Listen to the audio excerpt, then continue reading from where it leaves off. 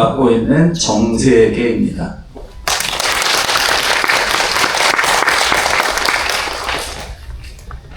먼저 저희 협회에 대해서 좀 간략하게 소개를 드릴게요. 저희 협회는 1995년도에 설립이 되었고요. 올해로 이제 30주년을 맞이했습니다.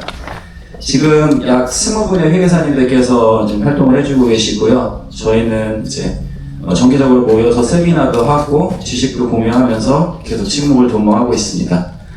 그리고 저희 워싱턴주 협회 외에도 이제 미주 전역에 이제 각 지역마다 협회가 있는데요. 전체 협회, 모든 협회들이 모여서 1년에 한 번씩 학술대회를 개최하고 있습니다. 저희 2014년도와 2022년도에는 저희 워싱턴주 협회에서 두 차례에 걸쳐서 전 미주 학술대회를 개최를 했습니다. 그리고 저희가 계속 모여서 이렇게 저희 CDA들끼리 지식 공유를 하고 이래 왔는데 그러다 보니까 이제 한인 여러분들께 어떤 도움이 될 만한 일이 있을까 뭐 이런 것들을 고민을 하다가 이번 세미나를 개최하도록 되었습니다. 죄송한데 좀 물 하나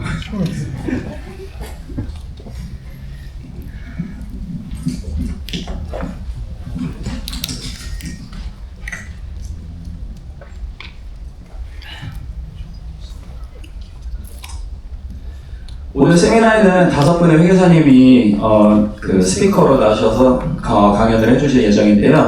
한 번씩 소개를 드릴게요. 먼저 김성훈 회계사님, 손수가 회계사님, 나원석 회계사님,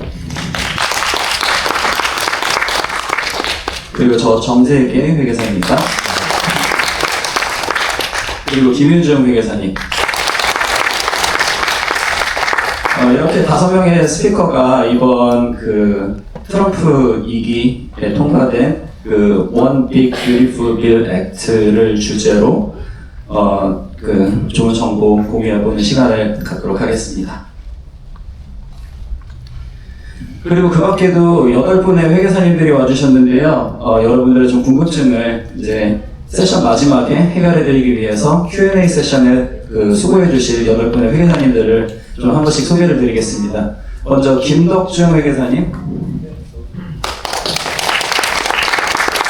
김홍준 회계사님,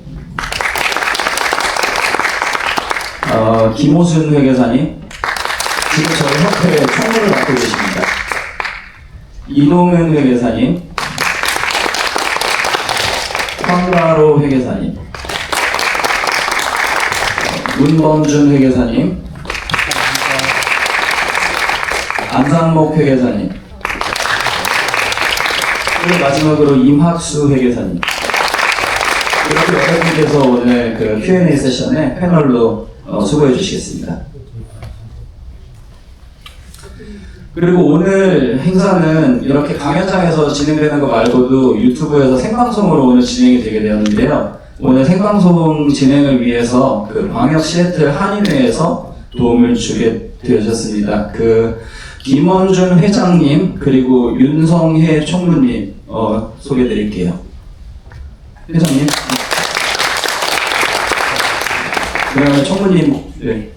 그리고 회장님은 잠깐 앞으로 나오셔서 인사 한 말 전해주시면 감사하겠습니다.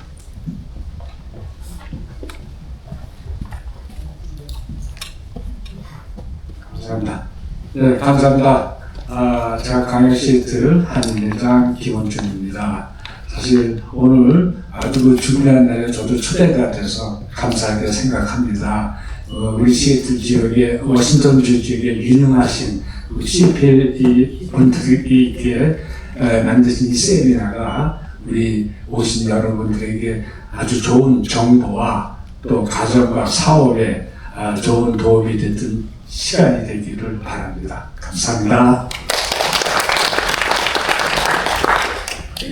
저희 오늘 유튜브 생방송을 도와주시는 만큼 오늘 오신 분들은 꼭 이 시애틀 한인회 시애틀 코리안 TV거든요. 여기 이제 구독 설정, 알림 꼭 해주시기 바랍니다.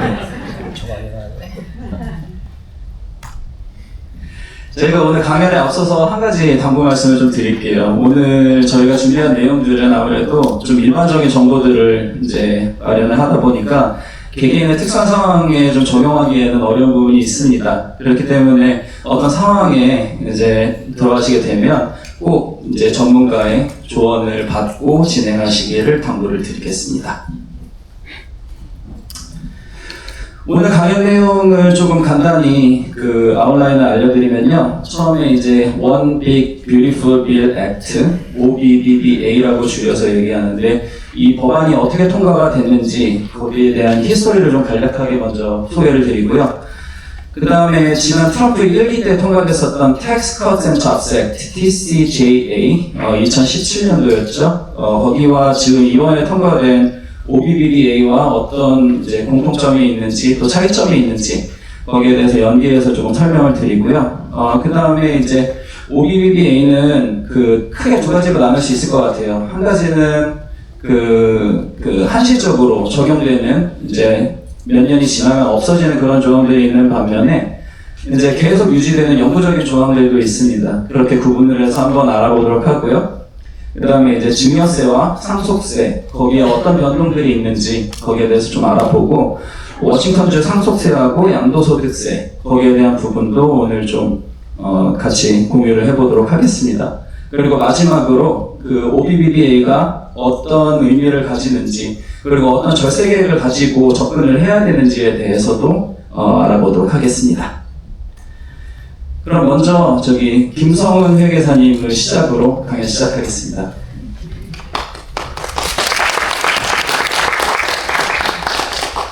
김성훈입니다. 먼저 강의를 하기 전에 간단한 질문 하나 할게요. 왜 OBB가 중요한지 혹시 아세요? 지금 질문은 선물이 없고요. 좀 이따가 질문을 하면 선물을 드리는데 혹시나 싶어서 여쭤봅니다. OBB가 왜 중요하냐? 죄송한데 제가 한 가지 말씀드린 거 깜빡했어요. 오늘 질문 주시고 참여하시는 분들을 위해서 기프트 카드가 준비되어 있습니다. 그러니까 많은 참여들 부탁드리겠습니다. 제가 서프라이즈 하려고 했는데 왜 OBB가 중요하냐? 사실 제가 작년 세금 보고하면서 손님들한테 계속 말씀드리는 것 중에 하나가 2026년 되면 세금이 많이 바뀝니다. 줄지도 모릅니다. 그렇게 말씀드렸어요. 그런데 이번에 5월 16일에 하원을 통과하고 발의가 되고 5월 22일 날 하원을 통과해서 10월 1일 날 상원을 통과하고 10월 4일 날 인디펜던스 데이에 대통령이 비를 서명함으로 해서 OBB가 실행이 되었습니다. 사실 이 빌이 1000장 정도 되는 빌이에요. 사실 다 할 수 없습니다. 저도 다는 몰라요. 그런데 꼭 우리 손님들이, 우리 한인들이 비즈니스 하시든지 아니면 사업을 하시든 비즈니스 하시는 분들한테 꼭 필요한 부분만 골라서 간단하게 좀 설명을 드리겠습니다. 아까 처음에 말씀드렸듯이 OBB가 왜 중요하냐 이겁니다. TCJA가 2018년도에 법이 새로 통과가 되었습니다. 이때 트럼프 대통령 1기 때 만들어진 법인데요. 이게 2025년도 올해 말로 선택 없어져요. 원칙은 그랬었습니다. 그런데 OBB가 통과가 됨으로 해서 이게 법이 영구적으로 바뀐 부분들이 많이 있고 한시적으로 바뀐 부분들이 있고 그래서 사실 세법이 바뀐 부분이 많기 때문에 저희들이 이런 세미나를 하는 건데요. 2017년도까지는 개인 세금 보고 세율 최고 세율이 39.6%였어요. 그런데 2018년도부터는 그게 줄어들어서 37%가 최고 세율입니다. 그 다음에 법인세가 원래는 35%였는데 21%입니다. 그런데 여기 말하는 법인세는 우리 한인분들이 하는 비즈니스에 크게 영향을 미치지를 못합니다. 왜냐하면 이거는 C컵에 대해서 말씀드리는 겁니다. 많은 우리 한인들 비즈니스 하시는 분들이 S컵을 가지고 계실 거예요. S컵하고 C컵은 다릅니다. 그래서 혹시나 찾고 있지 않으시기 바랍니다. 뭐 질문 있어요? 아니시죠? 사실 기본적으로 미국에서는 두 가지의 세금 공제 방법이 있습니다. 개인 세금부를 하는 데 있어서요. 개인 세금부를 할 때 보면은 전체 우리 수입이 가정에 한 사람이 아닙니다. 우리 가정에 부부가 같이 일을 하시면은 그 부부의 소득, 그다음 이자 소득, 주식 소득 모든 걸 다 합해가지고 그 수입에서 공제를 해주는 게 두 가지 방법이 있습니다. 하나는 스탠다드 디덕션이라는 게 있고 다른 하나는 아이템마이즈 디덕션이 있습니다. 아이템마이즈 디덕션에 대해서는 나중에 따로 회계사님이 설명을 드리기 때문에 저는 설명 안 드리고 기본적으로 스탠다드 디덕션 이거는 집이 없으신 분들에 한해서 많이 적용이 됩니다. 꼭은 아닙니다. 집이 있어도 스탠다드 디덕션을 사용할 수도 있습니다. 이 스탠다드 디덕션을 보시면은 제일 큰 차이점이 메리트 같은 경우는 2017년도까지는 12,700불이었습니다. 그런데 18년도 TCJ가 시작되고 난 다음부터는 이게 지금 점프가 되었죠. 24,000불러요. 그리고 지금 2025년도 올해는 31,500불입니다. 많이 점프가 되었죠. 그런데 2028년도에 이 스탠다드 디덕션 올리면서 하나 없앤 게 있었어요.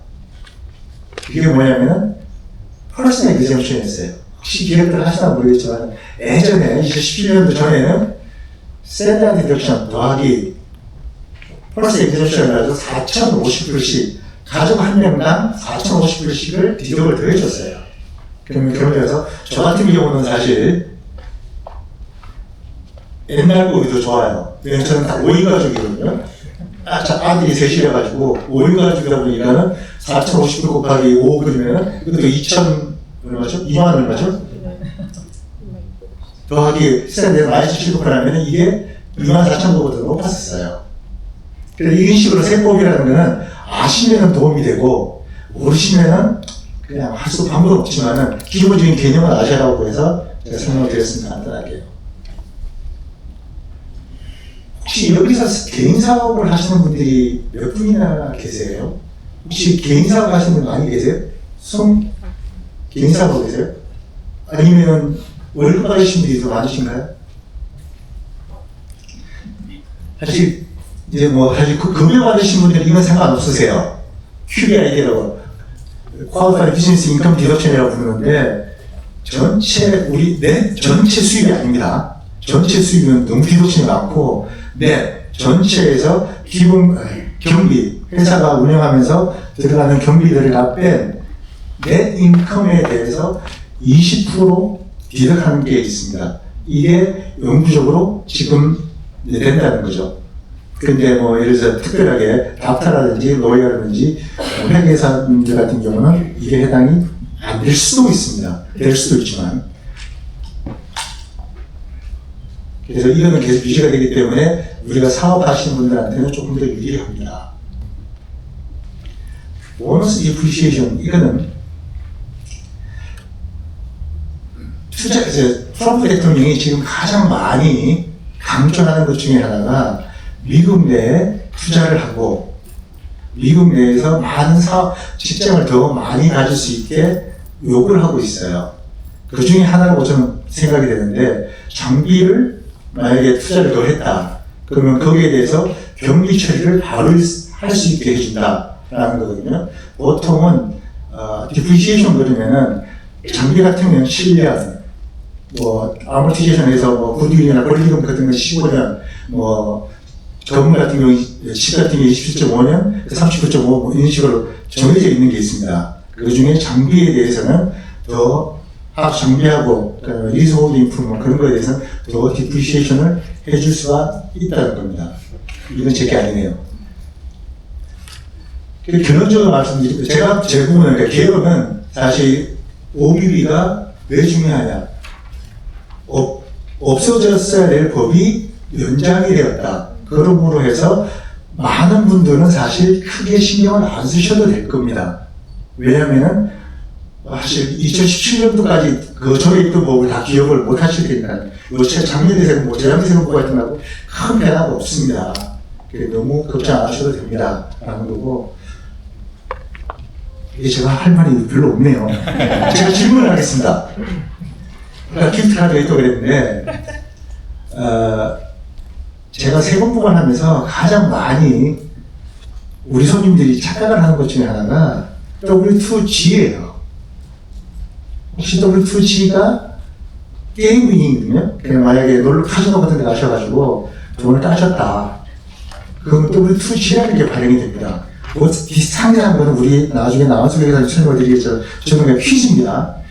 만약에 제가 카지노 가서 만불을 땄습니다. 세금을 낼까요? 안 낼까요? 네. 말씀해 주시죠. 네. 또 다른 분은? 낼 수도 있고 안 낼 수도 있어요. 회계사님 가지고. 회계사님 아니죠. 아니, 그러면 안 되잖아요.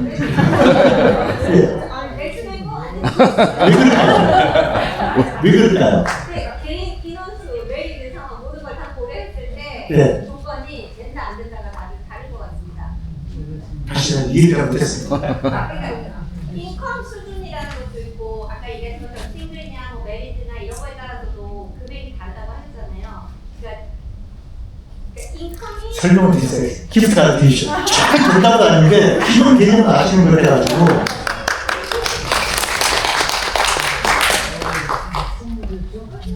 왜 제가 이거를 강조를 하냐면은 매년 세금 할 때마다 어떤 손님들은 이야기를 안 하세요 회계사한테.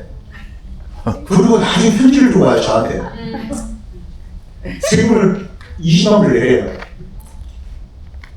저는 장사가 없거든요. 저는 주는 대로 세금 보고 다 해드렸는데 세금 20만 불 났다고 저보고 뭐라 부르는 거예요. 그래서 편지를 쭉 보니까 W2G가 상당한 양이 있는데 왜냐하면 이분 생각에는 자기가 딴 게 한 50만 불 해요. 그런데 이 모은 돈이 50만 불이 넘으니까는 세금을 안 낸다라고 생각하시고 보고를 안 하신 거예요. 안 준 거예요 저한테. 그래서 나중에 다시 수정 보고하고 막 그런 적이 있어가지고 항상 미국에서는 모든 수입에 대해서는 분명히 회계사님한테 갖다 주시고 상의를 하세요. 수승을 하지 마세요. 그걸 끄다라고 생각하지 마십시오. 특히 요새 제가 많이 말씀드린 하나가 유튜브를 보면서 막 많은 것들 이야기하지 않습니까? 그게 정답이라고 생각하시면 그게 정답이 아니에요. 정답일 수도 있고 아닐 수도 있습니다. 그게 세법입니다. 그래서 이 게임에 대한 이 말씀을 제가 드렸던 거고요.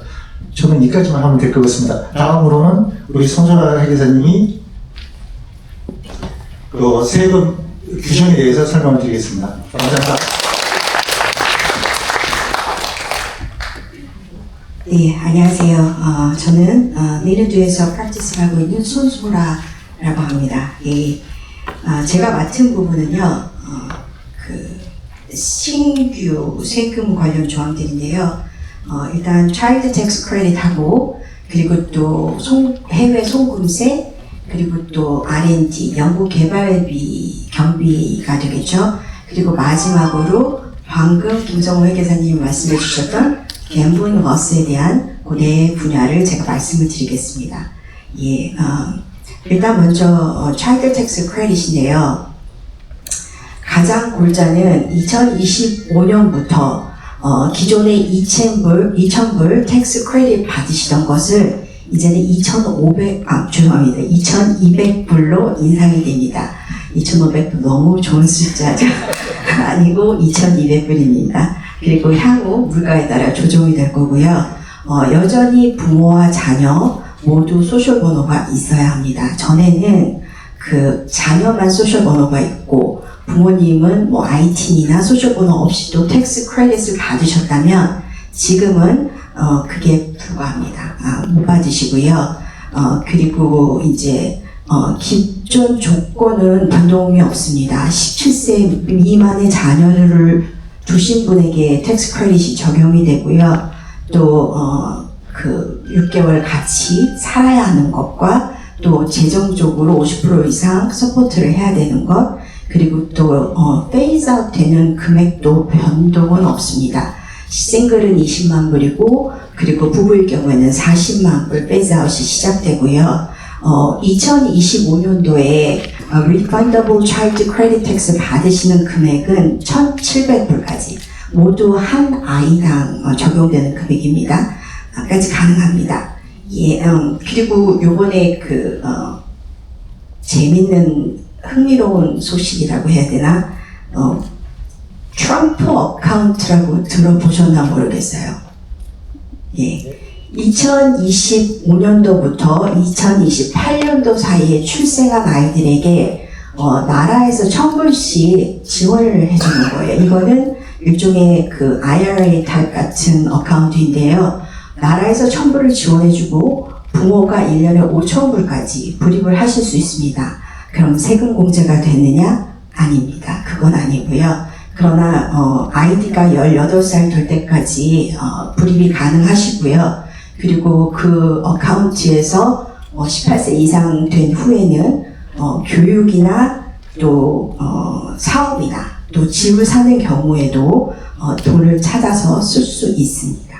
예, 이 정도까지가 Child Tax Credit이고요. 다음은 넘어가기 전에 제가 퀴즈가 있기 때문에 제가 잠깐 요건 말씀드리고 갈게요. 그러면 아까 제가 말씀드렸을 때 페이스아웃 되는 금액이 있다고 했죠. 변동이 안 된다고 말씀을 드렸는데 싱글은 20만 불이고 부부일 경우에는 40만 불입니다. 페이스아웃 시작되는 금액이. 자, 그러면 어느 시점에 2,200불이 다 소진되는 금액이겠죠. 예, 그게 잘 들으세요. 싱글은 24만 4천 불이고 그리고 부부는 44만 4천 불입니다. 예, 그리고 제가 다음으로 넘어갈게요. 예. 다음은 R&D expense인데요. 잘 모르시겠지만 많이 떨립니다. 네,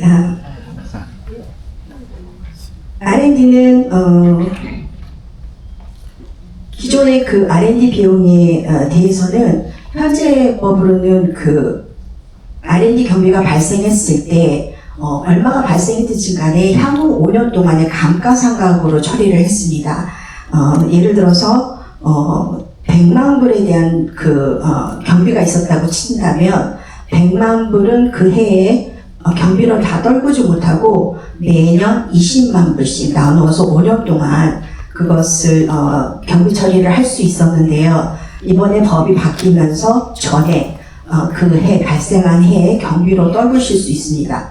물론 R&D expense는 많은 분들하고 상관이 없을 수도 있어요. 그렇죠? 연구개발비라는 것들이 뭐 그런 업종에 종사하시는 분들 아니고서는 솔직히는 많이 적용이 안 될 수도 있는데 일단 메디컬 쪽이나 덴티스트리 쪽이나 솔직히는 R&D 경비를 떨구시는 분들이 간혹 있는 걸로 알고 있어요. 그래서 일단 그런 분들을 위해서 이제 감가상각을 예를 들어서 2023년도부터 시작을 했다. 그러면 나머지 금액들이 남아있을 거 아니에요. 2025년도에. 그럼 그 나머지 금액들을 어떻게 처리하느냐. 그거는 이제 스몰 비즈니스일 경우, 이 경우에 스몰 비즈니스라고 하는 것은 매출이, 법인 매출이 3,100만 불 언더일 경우, 이하일 경우에 적용되는데요. 그 모든 그러니까 2025년도 이전에 발생한 경비에 대해서 세금 보고서를 어멘드 하실 수 있고요. 아니면 나머지 남은 기간 동안의 경비를 올해 다 한꺼번에 경비를 떨굴 수 있고요. 아니면 2025년, 2026년 2년 동안에 나누어서 또 경비 처리를 하실 수 있습니다. 그러면 매출이 3,100만 불이 넘어가는 업체는 지나간 세금 보고를 수정하는 건 불가하시고요. 그러나 나머지 기간 동안에 남아있는 그 경비는 올해 다 떨구셔도 가능하고 또 2년 동안 나누어서 경비 처리를 하셔도 가능합니다. 자, 여기 그리고 다음은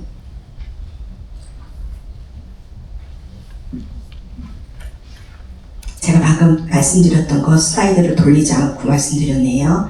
예, 여기가 이제 R&D 경비가 그러면 어떤 것들이 있을까 궁금해 하실 수 있겠어요. 예를 들어서 연구개발하고 연관된 인건비, 그리고 또 그런 사람들의 인건비나 그런 행정적인 업무를 보는 사람들의 인건비까지도 R&D 웨이지에 들어갈 수 있고요. 자재나 아니면 contract research 하는 거나 뭐 소프트웨어 개발하는 거나 아니면 요즘에는 클라우드 서비스 많이 있죠. 그런 클라우드 서비스 그 개발하고 테스팅하는 거, 또 어떤 디자인을 만든 프로토타입을 만드는 거, 그리고 또 테스팅하고 그 분석하는 거, 그리고 또 이제 그런 R&D를 하기 위한 장소, 렌트비나 유틸리비도 다 이런 R&D 경비에 들어가겠습니다. 예, 그리고 또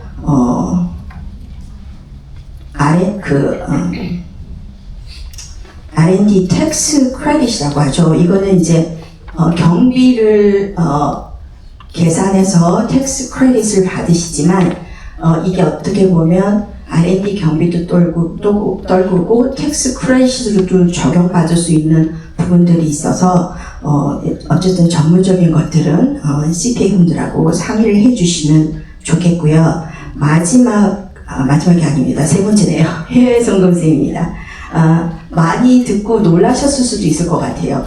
해외로 송금을 우리 한국에다 부모님한테 송금도 많이 하고 그런데 이게 다 세금이 붙나 걱정되실 거예요. 그런데 지금 세법 나온 거로는 송금 금액의 1%가 세금으로 내셔야 되는데 이건 단지 현금을 보내실 경우에만 적용이 됩니다. 생각하기는 그럼 현금을 보내지 뭐 다른 걸 보내나 생각하시겠지만 결국에는 내가 거래하는 은행에 있는 구좌에서 송금을 보내실 때는 세금이 안 붙습니다.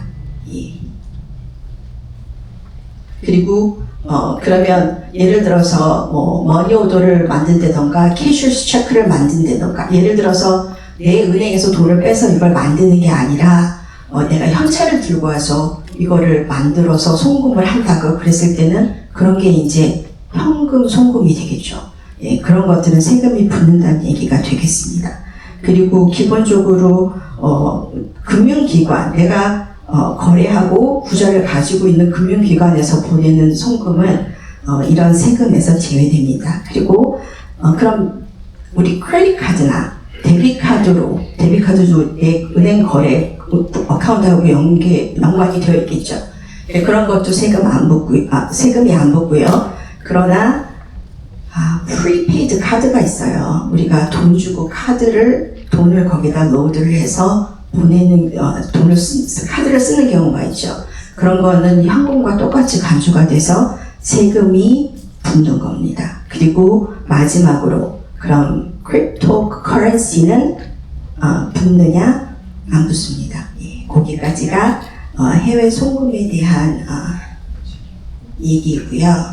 질문 있어요. 네, 근데 현금하고 모니어를 캐셔 체크라고 하잖아요. 네네. 그 발행을 가지고 내가 메일로 붙일 거 아니겠어요? 예를 들어서 해외 송금을요? 해외 송금할 때 그러니까 어떤 와이어링을 처리할 때 얘기나 그렇죠. 송금으로 보낼 때. 아니면 머니 오더를 가져가든지 뭐 이렇게 그러니까 머니 오더를 가져가서 어디로 가져가서 송금을 하시나요? 예를 들어서 은행 무슨 그 와이어를 해주는 그런 게 있잖아요. 그러니까는 은행 말고 웨스턴 유니언이나 뭐 그런 것들 말씀하시는 거죠. 제가 알고 있기로는 세금이 붙는 걸로 알고 있습니다. 네. 그래요. 그리고 이제 제가 마지막 부분인데 아까 갬블링에 관한 얘기입니다. 기존의 그 갬블링 러스는 내가 위닝한 금액만큼 맥스가 금액만큼만 공제가 됐잖아요. 근데 이제 이번에 세법이 바뀌고 나서는 갬블링 러스가 내가 위닝한 거에 90%는 공제를 받지만 나머지는 세금이 부과됩니다. 그러면 예를 들어서 제가 100만 불의 위닝을 했는데 100만 불 러스가 났어요. 그러면 전 같으면 세금을 안 내 100% 라이트업을 할 수 있었겠죠. 그런데 지금은 90%밖에 안 내기 때문에 90만 불은 세금 공제를 받더라도 만 불에 대해서는 세금을 내셔야 되는 겁니다. 죄송합니다. 10만 불인가요? 10만 100만불에 대해서는 세금을 내셔야 되는 taxable income이 되는 거죠. 예, 그러면 내가 위닝이 100만불인데 loss가 135만불이다. 그러면 아까 말씀드렸다시피 내가 위닝한 금액 up to 죄송합니다. 135만불의 90%가 약 제가 지금 헷갈리고 있죠. 150만불에 대한 90%가 135만불이고요. 그러면 제가 위닝을 100만불을 했기 때문에 그러면 이 135만불을 다 라이트업 할 수 있을까요? 보시다시피 위닝이 100만불이기 때문에 100만불까지만 공제 받으시고 그 대신 내시는 taxable income은 없게 되는 겁니다. 예. 여기까지 제가 준비한 건데요. 혹시 질문 있으실까요? 없으세요? 그러면 제가 저도 퀴즈 하나 낼게요. 아까 제가 막 강조를 해드렸는데 텍스 크레딧이 차일드 텍스 크레딧이 페이즈 아웃 되는 금액이 되는 금액이 부부가 얼마였을까요? 24만 4천. 저기 뒤에 24만 4천. 맞습니다. 44만 4천 불입니다. 네, 여기까지 제가 준비했습니다. 손소라입니다.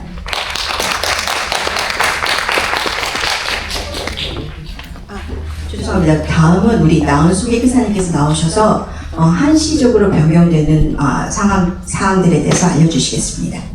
사업하시는 분들이 좀 많이 관련된 거고요. 제가 오늘 커버할 거는 개인소득 하시는 분들에 대해서 많이 적용되는 부분입니다. 그래서 여기에서 보시면은 제가 구체적으로 설명을 드릴 건데요. 시니어 추가 소득 공제, 그리고 주 지방세 공제 금액 인상, 만불에서 4만불, 팁 소득 공제, 이제 싱글일 경우에는 25,000불, 그리고 부부일 경우에는 5만불까지 공제가 되시고요.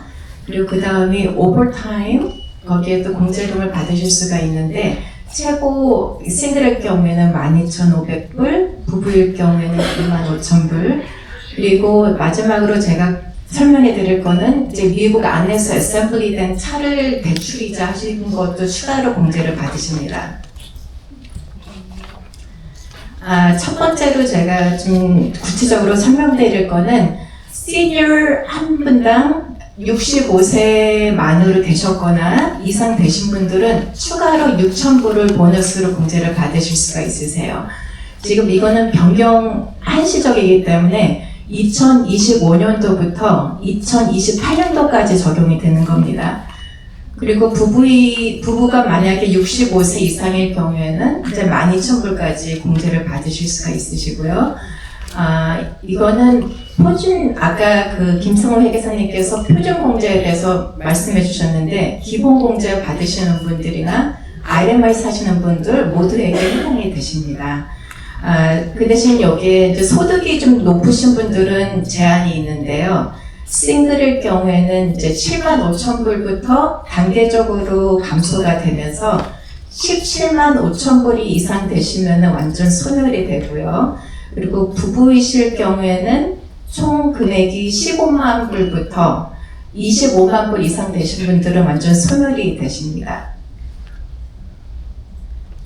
그럼 여기에서 이제 예를 들어서 그 싱글일 경우에는 지금 2025년도 베이스가 지금 15,750불인데요.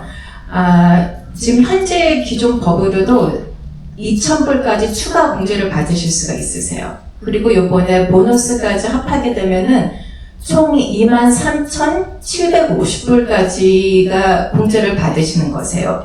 표준 공제를 하시더라도.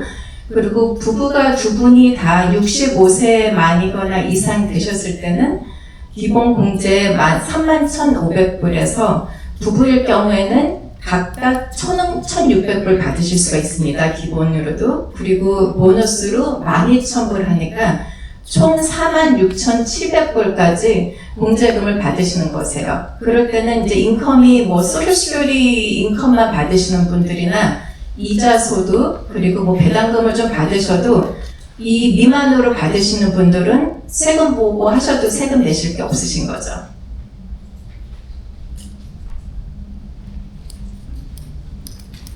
그 다음 사항은 이제 그 한시적 변경상으로 SALT deduction이라고 하는데 이게 약자로 State and Local Tax를 약자로 지금 한 겁니다. 이거는 2025년도부터 2029년도까지 적용이 되는 거고요. 지금 현재는 10,000불까지가 이제 그 리밋이 있는데 이게 40,000불로 인상이 됩니다. 그리고 그 제가 IRMS 섹션에 대해서는 이 슬라이드 다음 추가로 설명해 드릴 거고요. 근데 이것도 인컴이 고소득이신 분들, 그러니까 결혼하신 분들이 50만 불 이상 되시면은 이게 단계적으로 감소되면서 60만 불 되면은 이 4만 불 그 리밋이 다시 10,000불로 떨어지십니다.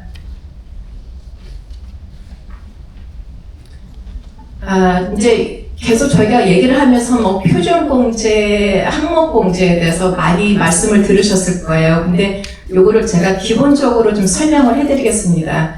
그 표준공제는 그 정부에서 정해준 금액이 있어요. 아까 싱글일 경우에는 15,700불, 그리고 뭐 결혼하신 분들은 31,500불이었는데 이 표준공제하고 항목공제, IRMS 섹션이라고 하죠. 이 둘 중에 비교를 해서 더 많이 금액이 높으신 거를 공제를 받으시는 거세요.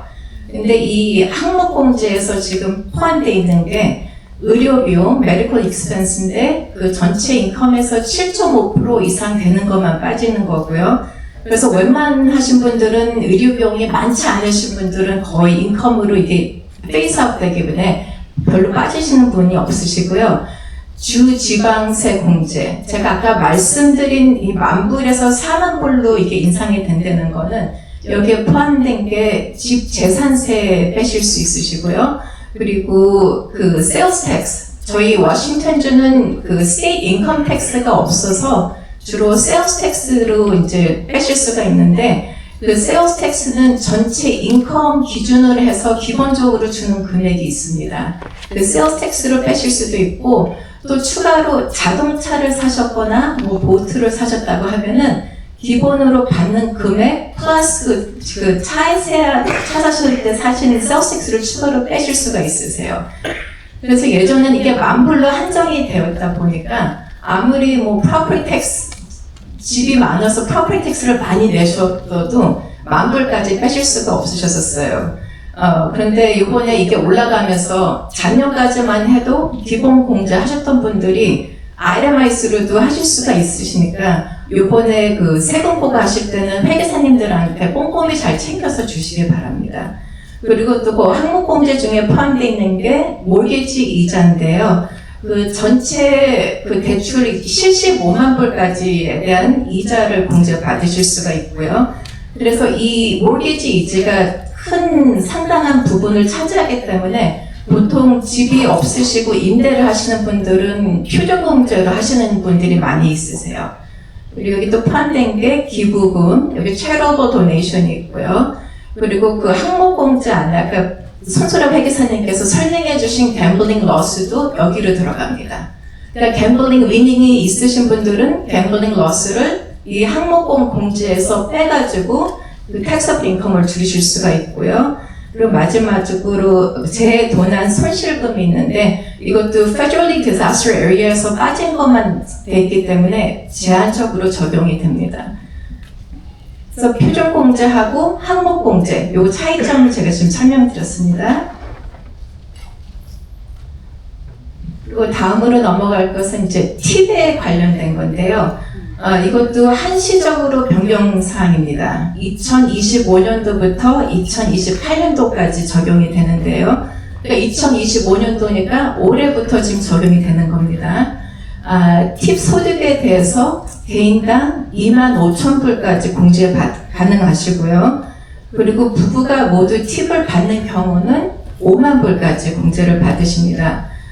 대신 이거를 받으시려면은 그 서비스업계에 종사하시는 분들만 가능하세요. 뭐 식당이라든지 미장원 뭐 그 서비스업계에서 항상 팁을 받으셔서 신고하셨던 분들만 제한이 돼 있습니다. 근데 여기에도 인컴 제한이 있습니다. 부부로 보고하셨을 경우에는 총 소득이 30만 불부터 감소가 되면서 40만 불 이상 되시면은 이제 완전히 소멸이 되는 거고요. 근데 이 팁은 그 연방소득세에서는 공제를 받으시지만 저희가 그 소셜 시큐리티 텍스나 메디케어 텍스 그리고 주정부에 내시는 뭐 실업자 수당금 이거는 다 신고를 다 하셔야 되는 거고요. 그리고 이 팁도 IRS의 W2에 따로 별도로 나와서 신고된 금액만 이게 이제 공제를 받으실 수 있습니다. 지금 개인 사업 하시는 분들도 가끔 이제 팁이 받아서 신고하실 수가 있는데요.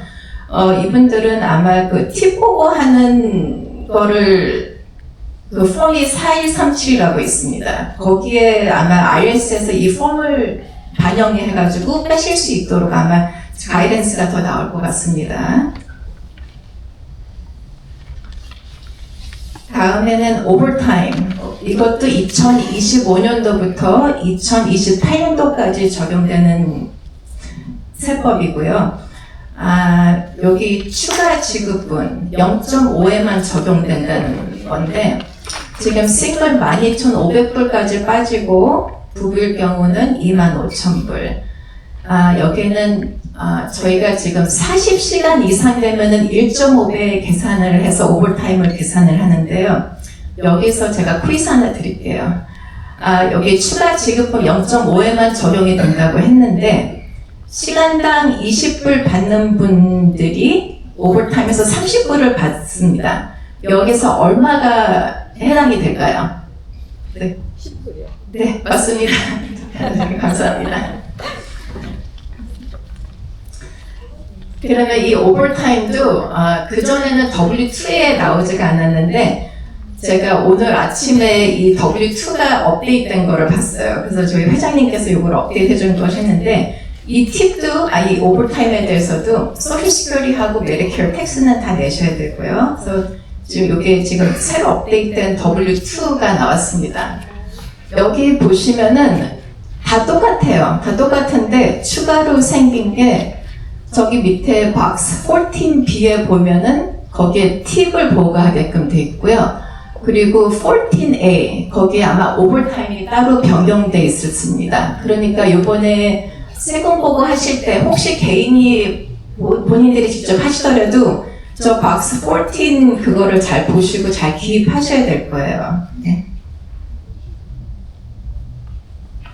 그리고 제가 마지막으로 설명드릴 거는 그 자동차 대출 이자금에 대해서 10,000불까지 공제할 수가 있는데 이거는 이것도 2025년도부터 2028년도까지 적용되는 겁니다.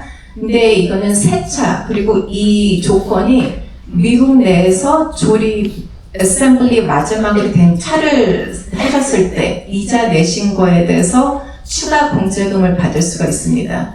여기도 아까 기본 공제하고 RMR 45 추가로 더 이거를 더 받으실 수가 있으세요. 그리고 이거는 이제 1월 1일 2025년도 이후에 대출 받으셔야 되는 거고요. 세금 보고하실 때 빈 넘버도 같이 신고하셔야 되고 아마 은행이나 채권자가 이자 금액을 이제 IRC에다 신고를 하시면서 따로 별도로 1098을 받으실 겁니다. 여기에도 인컴이 제한이 있는데요. 부부일 경우에 20만 불 이상 되면은 이게 점점 줄어들면서 25만 불 지나가게 되면은 다 소멸이 됩니다. 저는 여기까지 혹시 궁금하신 거 있으세요? 네.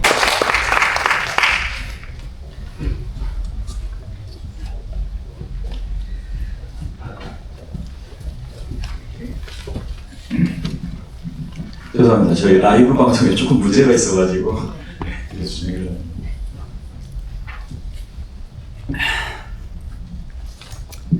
정세계 CPA입니다. 저는 이번 OBBB 통과가 되면서 증여세와 상속세에 어떤 식으로 반영이 됐는지 그거를 좀 설명을 드리고요. 그 다음에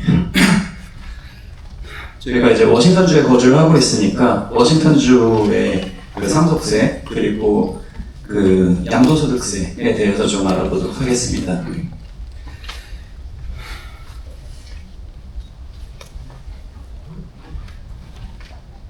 지난 2017년도에 그 텍스 컷 앤 잡스 액트가 시행이 되면서 그 증여 상속 면제 한도가 거의 2배로 인상이 됐었는데요. 2017년도에는 549만 불까지 1인당 세금 없이 증여와 상속을 할 수가 있었습니다. 그 면제 금액이라는 건 그냥 살아있는 동안에 한 사람이 죽을 때까지 혹은 죽어서도 이제 가지고 있던 자산을 세금 없이 누군가한테 줄 수 있다는 의미가 됩니다. 그 금액이 549만 불에서 이제 1118만 불로 2018년도에 증가를 했었고요. 그 다음에 그 이후로 이제 물가 상승률에 맞춰서 계속 증가를 해왔습니다. 그리고 원래는 맨 처음에 이제 김성환 회사님께서 설명을 해주셨듯이 이제 그 TCJ가 소멸을 하게 돼 있었기 때문에 2026년부터는 원래 그 금액이 다시 절반으로 돌아오도록 돼 있었어요. 그런데 이제 OBBBA가 시행이 되면서 계속 그 일생 면제 한도가 유지가 계속 되고 있고요. 그 다음에 26년도에는 되려 물가 상승에 맞춰서 1,500만 불로 인상이 되었습니다.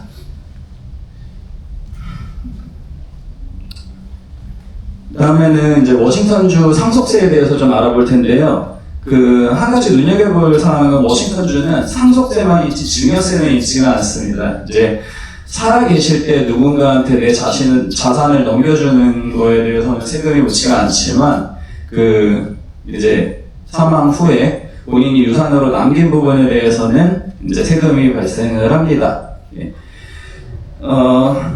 원래 기존에는 219만 3천 불까지 그 유산에 대해서는 그 10에서 20%의 세율로 상속세가 부과되어 왔고요. 그런데 이번 7월 1일부터 219만 3천 불이었었던 그 한도가 300만 불로 증액이 되었습니다. 그리고 원래는 219만 3천 불의 이 그 증액 한도가 계속 저 금액으로 유지가 되어 왔었는데 이번 7월 1일부터 300만 불로 증가를 하면서 그 다음에 이제 물가 상승률에 맞춰서 계속 인상이 될 예정입니다. 그리고 그 한도가 또 증가가 되어서 이제 세금이 매겨지는 금액 자체는 낮아졌지만 그 최고 세율이 원래 20%였는데 35%로 증가가 되었습니다. 그 최고 세율은 이제 900만 불이 넘어가는 유산에 대해서 적용이 될 예정이고요. 이미 적용이 되고 있죠. 그리고 그 외에도 이제 10%에서 35% 원래 세금은 이제 누진세로 계속 구간에 따라서 이제 더 높은 세율이 유산이 많아질수록 그 세율이 적용이 되는데 그 전체적인 세율 구간도 전체적으로 높아졌다라는 걸 한 가지 좀 여겨볼 사항 중에 한 가지입니다. 질문 있어요. 네. 2025년 7월 1일부터 네. 2.193 million에서 3 million으로 네. 문제 금액 증가하셨다 그랬는데 예. 이거는 연구이 바뀐 거예요? 한시적인 거예요? 연구에 바뀐 사항입니다. 감사합니다. 질문이 있어요. 네. 저기 던진지. 그 증여세가 없다고 그러는데 만약에 라이프타임 증여한 거 네. 예를 들어서 그게 나중에 상속세에 그게 포함이 되나? 연방세를 따질 때는 그렇게 되고요. 연방세를 따질 때는 연방은 다시 말씀드리지만 증여 상속을 다 합쳐서 1,500만 불입니다. 그러니까 예를 들어서 내가 2천만 불의 자산이 있었는데 살아있는 동안에 내가 1,000만 불을 이미 유산으로 줬고 그 다음에 나머지 1,000만 불을 그냥 남긴 상태에서 사망을 하게 됐다. 그렇게 된다면은 이제 나머지 500만 불이죠. 거기에 대해서는 면제 그 금액이 다시 적용이 되고요. 나머지 500만 불에 대해서는 상속세를 납부를 하시게 되는 겁니다. 되셨죠? 워싱턴 주 말씀하시는 거. 아니요, 이거는 지금 연방이고요. 네네. 다시 워싱턴 주에는 상속세밖에 없습니다. 그랬는데 똑같이 2천만 불 그 예로 다시 돌아가면 내가 1,000만 불을 살아있을 때 증여를 했잖아요. 그리고 나머지 이제 1,000만 불이 남은 상태에서 내가 사망을 한다. 그러면 이제 300만 불이 적용이 되고 700만 불에 대해서만 상속세가 발생을 하겠죠. 그러니까 웬만하면 살아있을 때 다 넘겨주는 게 워싱턴주 상속세만을 봤을 때는 좋습니다. 사실 제가 이런 케이스가 하나 있었는데 그 손님 한 분이 따님을 데리고 저한테 이제 그 상담을 오신 적이 있으세요. 그래가지고 조그만 집이 한 채 있는데 이거를 딸한테 넘겨주려고 한다. 그러면 이거에 대해서 세금을 어떻게 하는 게 좋겠느냐. 제가 이렇게 계산도 해보고 이래저래 따져보니까 이거를 주지 않는 게 좋을 것 같은 거예요. 그래서 제가 그냥 가지고 계시는 게 어떻겠어요? 그랬는데 그러는 게 낫겠죠? 라고 말씀하시는데 그 옆에 따님의 얼굴이 하얘지는 거예요. 그러니까 항상 이 세금은 둘 중에 뭐가 더 나은 방법이다, 이렇게 가야 한다라고 딱 얘기를 할 수는 없고요. 항상 그 양면성이 있기 때문에 그 두 가지 사이에서 좀 이렇게 그 접점을 찾아야 되는 경우들이 많이 있습니다. 질문이 있는데, 네. 그럼 만약 그 1031을 익스체인지하면 어떻게 되나요? 1031으로 익스체인지를 했다고 그래도 그 익스체인지한 거는 그 건물의 베이시스에만 상관이 있는 거지 그 건물 시가와는 상관이 없기 때문에 거기에는 조금 그 시가에 따라서 차이가 있겠죠. 예. 상속세가 웨이브되지 않나요, 자식들한테? 아니요, 상속세는 똑같이 발생을 하지만 거기에서 제가 여기 지금 설명을 드리지는 않았는데 눈여겨볼 사항 중에 하나는 이제 스태퍼 베이시스라는 개념이 있습니다. 그래서 1031을 하게 되면 그 스태퍼 베이시스, 제가 거기에 대해서는 지금 시간 관계상 다 설명을 드리지는 않을게요. 나중에 말씀하시면 제가 상담을 드리겠습니다. 근데 그 스태퍼 베이시스의 혜택을 받을 수 있는 여지가 훨씬 더 커질 수 있다라는 거는 알아두시면 좋을 것 같아요. 네. 지금 이제 미국에서 일어나는 그 증여세와 상속세를 말씀을 하셨는데 네. 아버지는 그 시민권자나 영주권자가 아니면 한국에 계시는 갑부이시고 근데 부동산이라든지 모든 재산이 미국에 많이 있어요. 그리고 그 아들은 시민권자고 그랬을 때 증여와 상속했을 때의 세법이 달라지는지 거긴 어디에? 그 아버지가 미국 시민권자가 아니시라고 미국에 영주권도 없으시고요. 한국에 거주하시는 분인데 미국에 잠깐 다녀가시는 한국 거주자이시면서 한국 국적자이시다라는 말씀을 하시는 거잖아요. 그렇게 되는 경우에는 그 분의 자산이 미국 그 증여세, 상속세에 저촉이 되는 부분과 저촉이 되지 않는 부분으로 구분이 되겠죠. 그럼 예를 들면은 그 부동산이 어디에 위치하고 있느냐, 혹은 가지고 있는 그 예금들의 금융기관들이 어느 나라에 위치를 하고 있느냐에 따라서 증여세나 상속세의 그 적용이 달라집니다. 그렇지만 제가 한 가지 말씀드려야 되는 거 다 설명을 드리지는 않겠지만 지금 제가 여기에 1,500만 불의 라이프타임 엑셈션이 있다고 말씀드렸지만 이건 외국인한테는 적용이 되지가 않습니다. 그리고 그 유산을 받는 사람이 미국 시민권자냐 아니면 뭐 다른 나라 사람이냐 그 받는 사람 수증자 혹은 이 상속인이 그 어떤 신분이냐는 그 상속세 적용 여부와는 상관이 없습니다. 질문이 있습니다. 네. 아까 두 모녀가 와서 상담을 하셨다고 했는데 왜 안 주는 게 낫다라고? 그 개인 정보라서 제가 거기까지는 상세하게 말씀을 드리기는 좀 힘들고요. 일반적인 경우를 조금 말씀드리자면 그 집을 산 지 너무 오래된 상황에서 집값이 그동안에 많이 올랐는데 그 집을 내가 죽으면 이게 누가 가지고 갈지, 은행에서 가지고 갈지, 아니면 누가 관리나 할 수 있을지, 아니면 팔고 싶을 때 팔 수 있을지, 이런 것들이 걱정이 돼가지고 그냥 자식들 이름 하나 끼겨 넣어야지 이러시는 분들이 굉장히 많이 계세요. 사실 그거 굉장히 피해야 되는 전략 중에 한 가지입니다. 그리고 여러 가지 세금상에서도 그 디서변이지가 많이 있고요. 그래서 그런 관점에서 그렇게 안 하시는 게 좋겠다고 말씀을 드리고, 되도록이면은 트러스트를 셋업하시든지 아니면 변호사를 통해서 에스테이트 플래닝을 하시도록 제가 어드바이스를 드렸습니다. 네, 그럼 진행하겠습니다. 예. 혹시 질문 더 있으신 분들은 마지막에 이제 질문 세션이 있으니까 그때 해주셔도 괜찮겠습니다. 여기까지 있나요, 제가? 네. 그리고 한 가지 워싱턴주 상속세에서 눈여겨볼 사항 중에 하나가 그 면제를 받을 수 있는 항목 중에 Qualified Family Owned Business Interest 해가지고 이제 그 사망하신 분께서 원래 그 가지고 계셨던 사업체에 대해서는 상속세가 면제되는 조항이 있습니다.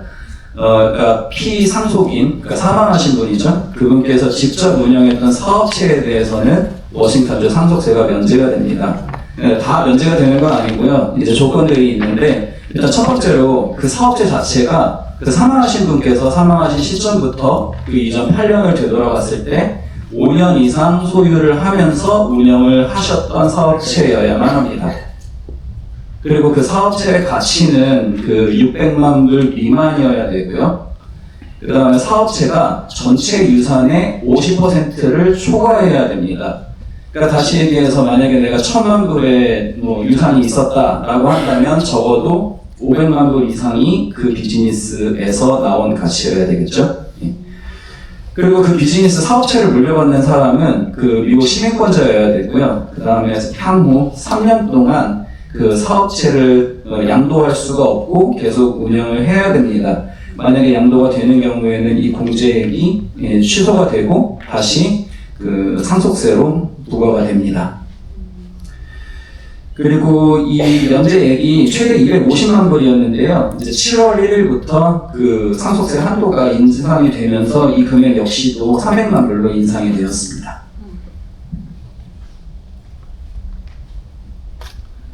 그 다음에 이제 워싱턴주 양도소득세에 대해서 알아볼 텐데요. 그 양도소득은 그 양도소득 중에 27만 불, 연간 27만 불을 초과하는 부분에 대해서 7%의 세금을 일괄적으로 부과해 왔습니다. 근데 2025년 1월 1일, 올 1월 1일부터는 100만 불을 초과하는 금액에 대해서는 추가로 2.9%를 적용해서 총 9.9%의 세율이 적용이 됩니다.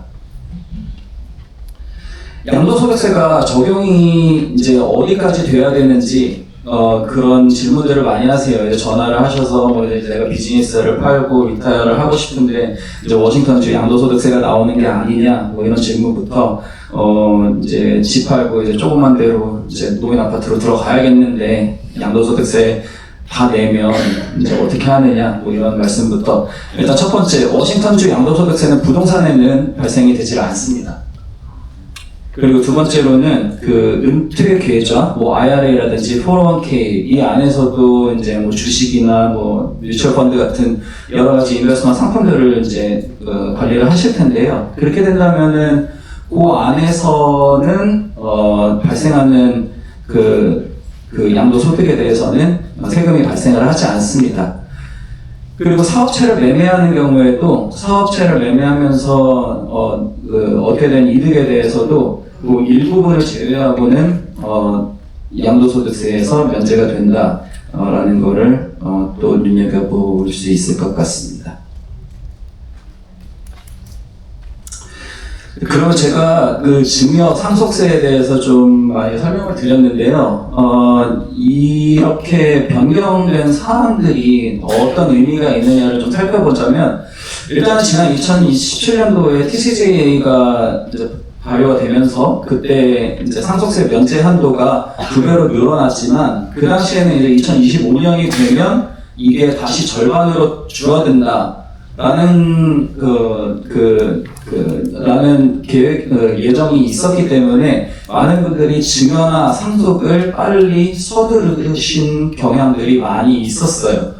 그래서 그거에 대해서 에스테이트 플래닝이라든지 아니면 뭐 트러스트를 설립하신다거나 뭐 이런 그 내용들도 많았고요. 하지만 이제 그 면세 조항이 그 계속 유지가 되는 것이 연구가 되었기 때문에 더 이상 증여나 상속을 급하게 데드라인에 맞춰서 서두를 필요는 없어졌다라는 게 한 가지 눈여겨볼 사항 중에 하나고요. 그다음에 또 다른 한 가지는 워싱턴주는 제가 아까 말씀드린 것처럼 증여세는 없지만 상속세의 한도가 있습니다. 상속세가 부과가 되죠. 그 다음에 상속세의 면제 한도가 굉장히 낮은 편입니다. 저는 300만 불을 말씀을 드렸지만 뭐 조그만 사업체가 하나 있고 집이 한 채 있고 조금 뭐 은행 계좌에 뭐 주식이나 조금 있다라고 한다면 금방 면세 한도가 넘어갈 수가 있거든요. 예, 그렇게 되기 때문에 연방세는 또 증여세가 있죠. 하지만 워싱턴주는 증여세가 없기 때문에 증여를 할 자산들, 그 다음에 상속을 할 자산들, 그 자산의 종류에 따라서 그 두 가지를 구분하는 것이 굉장히 중요한 그 접근 방법 중에 하나다. 그거를 좀 말씀드리고 싶고요. 그 다음에 또 패밀리 트러스트를 활용을 하실 수도 있을 것 같아요. 예. 이렇게 해서 그 워싱턴주와 연방세 그 두 가지에서 이제 어떤 쪽이 더 나은지를 따져보는 그런 과정들이 중요하다라는 거를 말씀드리면서 이제 제 부분을 마무리 짓고요. 그 다음에 잠깐 저도 기프트 카드를 하나 드려야겠는데요. 예.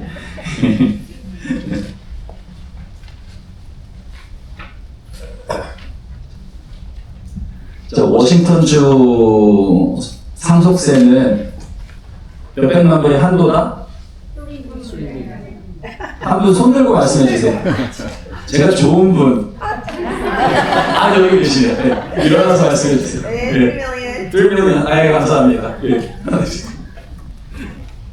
그럼 오늘 제 부분은 여기서 마무리하고요. 그 다음에 김윤중 회계사님께서 나오셔서 이제 이번 OBBA가 가지는 의미와 그리고 또 절세 방향에 대해서 설명드리도록 하겠습니다. 야, 우리 회계사님들 준비 많이 했죠?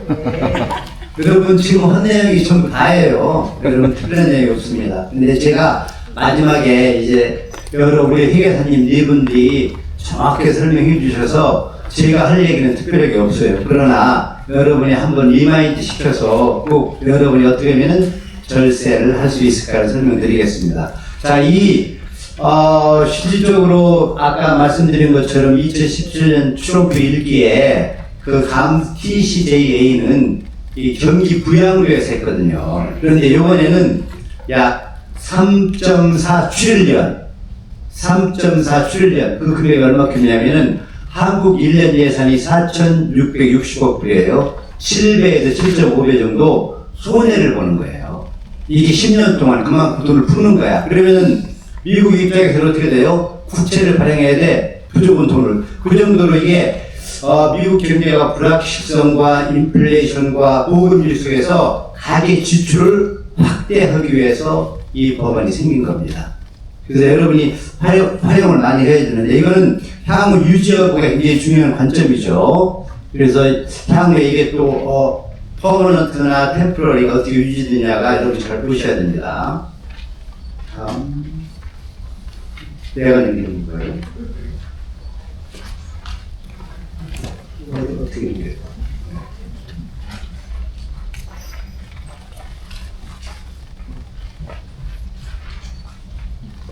요거 오케이.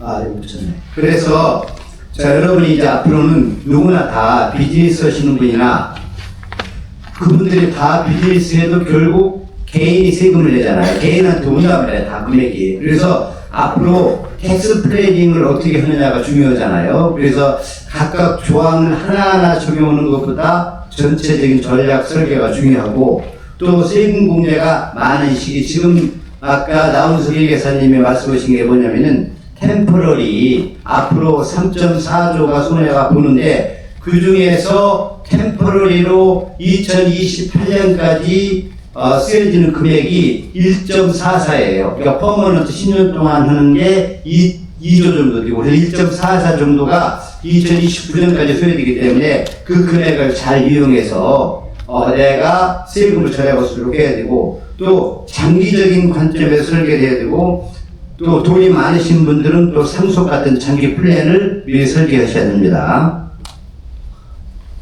자, 그러면은 제가 여기 보신 것처럼 중산층 가정들은 어떤 걸 이용하느냐? 주로 아까 다 말씀드렸지만은 스탠다드 디덕션이나 내가 집이 두 채 있으신 분 많잖아요. 두 채 있으시면은 집은 내가 두 채까지 텍스를 공제할 수 있어. 이자도 공제할 수 있고 금액 제한이 있지만은 4만 불까지 올라갔기 때문에 여러분이 이제 지금까지는 집에 프로퍼티 텍스를 15,000불 냈어도 그 혜택을 못 받잖아요. 그러나 그게 4만 불까지 좀 올라갔으니까 세컨홈까지도 전부 다 텍스를 공제받을 수 있습니다. 이런 걸 잘 이용하시고 또 401k 같은 거 나이가 많으신 분들 60살에서 63살까지 드신 분들은 슈퍼 캐치업이라고 생겼어. 그게 현재까지 내가 리타이먼에 많이 공제를 보냈는데 한꺼번에 23,000불에 50% 11,500불까지 더 추가를 할 수 있어요. 슈퍼 캐치업도 이번에 생겼고 그래서 중산층 가정에서는 이런 걸 잘 활용하시고 그다음에 자영업자들은 많은 분들이 물어보세요. 저한테 오셔서 내가 금년에 세금을 절약하고 싶은데 어떻게 하면 좋으냐. 아까 말씀드렸잖아요. 보너스 디프리시에이션 100%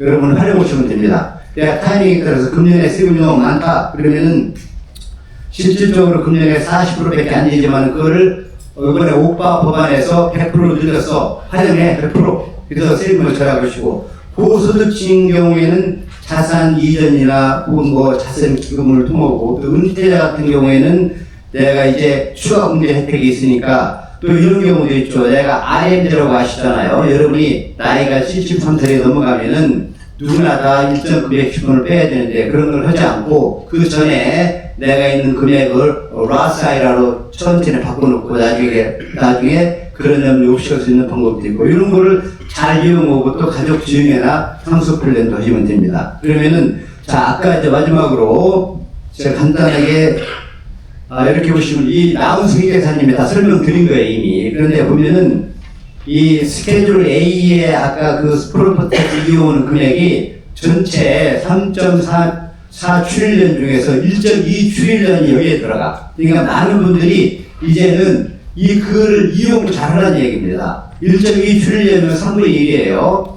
그래서 이거는 많은 분들이 이용을 하고 페이스 아웃 60만 불까지도 해당하는 사람까지 혜택을 받을 수 있어. 50만 불에서 쭉 나가다. 그러니까 굉장히 많은 인컴이 있으신 분들도 이걸 이용할 수 있다 이거죠. 그 다음에 시니어 디덕션 같은 경우는 나이가 들면 인컴이 적잖아요. 그렇기 때문에 이거는 페이사이 구간에 아까 말씀하신 대로 15만 불에 시작해서 25만 불에 끝나는데 이거는 시니어 디덕션이 생각보다 많아요. 약 93억 불 정도가 여기에 쓰여지고 그 다음에 아까 말씀드린 팁이나 또 오버타임 같은 경우도 다 이게 공제를 받는데 이것도 여러 다양한 계층들이 혜택을 보도록 하기 위해서 아까 40만 불에 페이스 아웃입니다. 그렇기 때문에 이것도 많은 사람들이 드는데 생각보다 팁 금액은 약 30억 불 정도가 소요되고 그 다음에 오버타임 같은 경우는 약 89억 불 정도 예산이 적자가 벌어져 있습니다.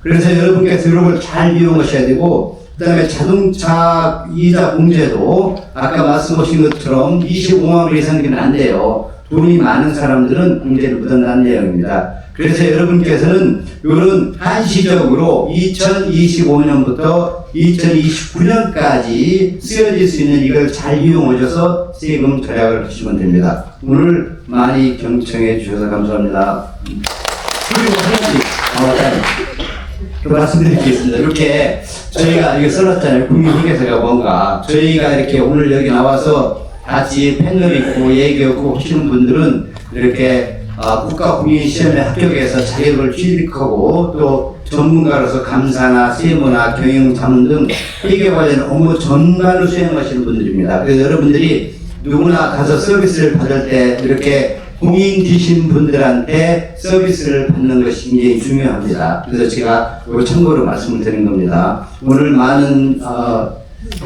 참여하셔가지고 좋은 정보 많이 가지고 가시기를 바랍니다. 감사합니다.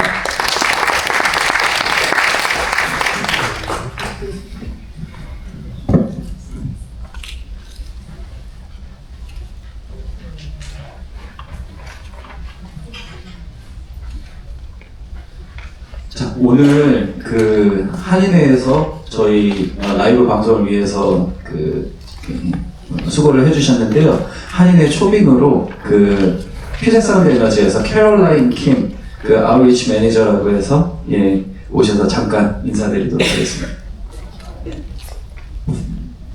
Hi, hello, I'm Caroline Kim. I'm with UG Sound Energy, and thank you so much for having me this evening. The reason why I'm here and I asked to be here is because I wanted to share that UG Sound Energy offer a free lighting program for small businesses. So if you have a small business or know anyone that has a small business, either it's restaurants, hotel, motel, standalone building that needs EV charging station or lighting, which we do, we can swap out the fluorescent light into LED lights for free. Awesome. Okay. Do you do it for places of worship? What was it? Do you do it also for places of worship? Yes, so like churches and temples, we do, as long as For churches and temples, we do offer that program. Just really, what we're trying to do is to help save kilowatts. Awesome. Right? Awesome. Yeah. 그 PS에서 지금 프리로 현관등을 LED로 바꿔주는 것뿐만 아니라 뭐 식당이나 호텔 같은 곳에서 장비 같은 거 노후돼서 전기가 많이 소요되는 그런 경우에 나가서 이렇게 진단을 하고 그런 장비 같은 것도 업그레이드하는 거에 많은 도움을 주고 있어요. 근데 저희 한인에도 현관등을 그 휴대성 에너지 노후로 LED로 다 바꿨거든요. 근데 굉장히 심플한 프로세스고 빨리 진행이 되고 그래서 오늘 또 CPA 분들께서 오셨으니까 이렇게 같이 이렇게 일하시는 그런 비즈니스 분들께 많이 이렇게 광고해 주시면 좋을 것 같아요. 네, 감사합니다. 어떻게 연결해야 돼요? 컨택으로? 네, 여기 제가 플라이어 드릴게요. 가정은 안 하고요. 가정은 나중에 이제 끝나면 저기 질문해 주시고요. 자, 이제 Q&A 시간 들어가도록 하겠습니다. 뭐 이미 질문 많이 주셨지만 그래도 저기 뭐 질문 있으신 것들 많이 해주시면 저희가 원래 라이브 방송도 같이 진행을 하면서 질문을 받으려고 했는데 라이브가 조금 문제가 있어요. 그러니까 여기 계신 분들께서 좀 많이 참여를 해주시면 감사하겠습니다. 저기 모더레이터 해주시는 저기 이동원 회계사님.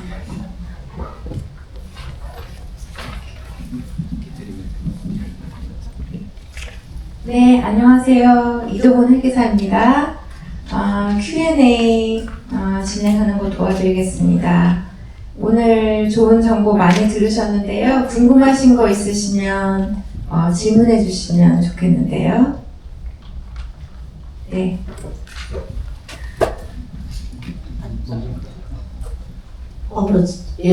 한국의 아파트를 이번에 상속을 자녀한테 해야 되거든요. 그런데 여기 미국에 있는 자녀한테 그거를 상속하려면 어떤 절차가 필요한지요? 그러면 지금 질문하신 분도 시민권자시고 자녀분도 시민권자신 거예요? 네. 재산만 한국에? 네, 재산만 한국에 있고요. 네네.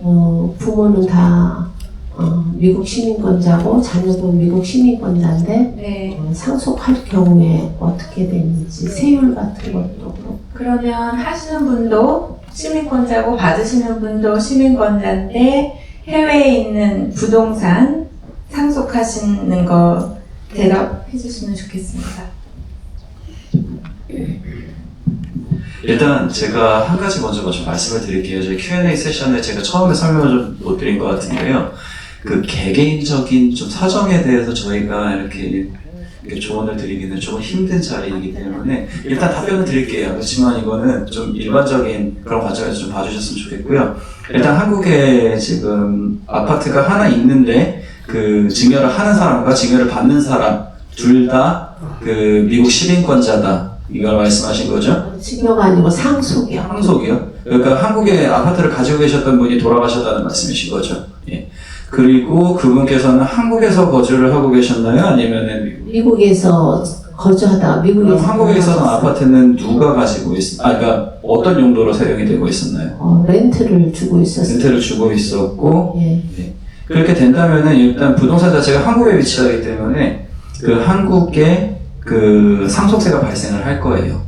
그러면 그 상속세를 비거주자, 그러니까 한국에서 비거주자로 상속세를 납부를 하고 미국에서는 그분이 남기고 가신 자산이 아파트 외에도 미국 안에도 여러 가지가 많이 있겠죠. 그 모든 것들을 종합해서 상속세를 계산하되 만약에 상속세가 나온다고 한다면 한국에다 납부한 세금만큼을 이제 Foreign Tax Credit이라고 해가지고 적용을 받을 수가 있습니다.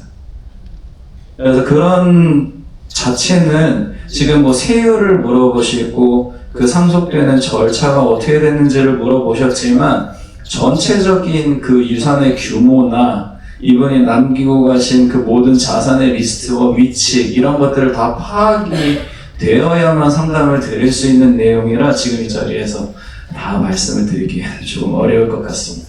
감사합니다. 다른 질문? 네. 기부금을 현재 받을 수 있잖아요.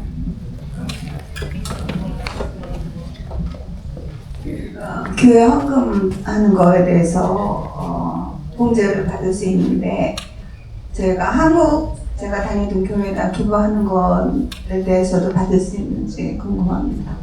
여기 회계사님 중에 답변 주실 분 누가 아시겠어요? 기부금 빼실 수 있는 거는 미국에 등록돼 있는 non-profit에 대해서만 기부금을 빼실 수가 있고요. 한국 교회에서 하는 거는 공제를 못 받으십니다. 좀 더 추가해서 말씀드리면 그 단체 자체가 그 501c3라고 해가지고 미국의 텍스 exempt에 등록이 되어 있는 단체입니다.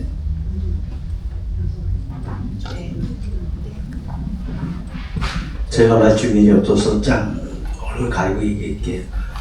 저는 여태까지 그 건물을 매각해서 1031 익스체인지를 하면 제가 100만 원의 건물을 샀는데 그게 이제 10년이 되면 이제서 뭐 200만 원이 됐다 그러면 제가 죽으면 제 자식이 그 100만 원에 대한 걸로 다시 그 세금을 내는 걸 알고 있었어요. 그래서 저는 그런 생각을 했었는데 그것도 상속세하고 중개세가 더 들어가야 되나요? 죄송한데 다시 질문을 해보면 제가 비즈니스를 오랫동안 하다가 비즈니스를 매각하고 그 매각한 금액을 갖고 100만 원어치 건물을 샀어요. 근데 그게 이제 예를 들어서 10년이 지나고 20년이 지났단 말이에요. 그리고 저는 죽었어요.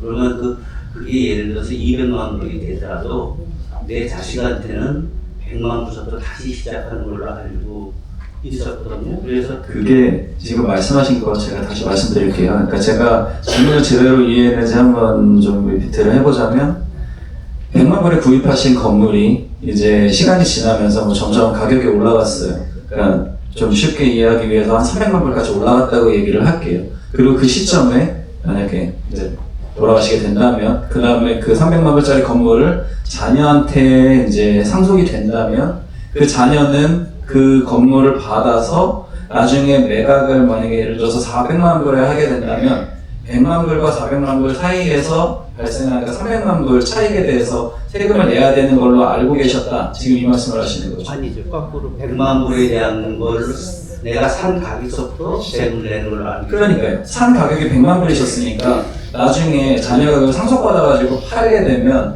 그 선생님이 처음에 구입하신 금액에서 올라간 금액에 대해서만 세금을 그 금액에 대해서 다 세금을 내야 된다 이렇게 이해를 하고 계신 거잖아요.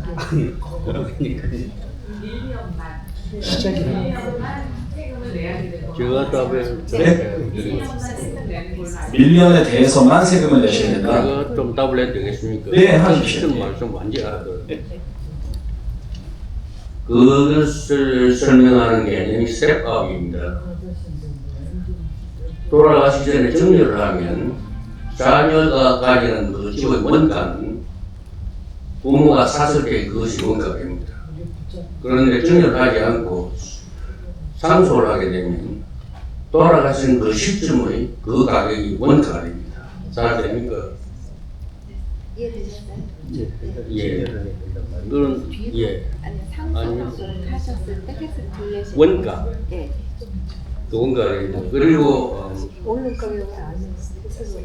오른 가격이 원가입니다. 오른 가격. 예, 상속을 하면 정리를 하면 원래 사던 값이 원가가 되고, 그러면 이제 텍스는 원가하고 매가하고 차이가 돼서 이 대상이 되는 거죠. 그리고 한국에 대한 부동산에 대한 질문이 들어왔는데 정확한 답은 뭐 할 수 없지만 전체적인 바운더리를 말씀드리겠습니다.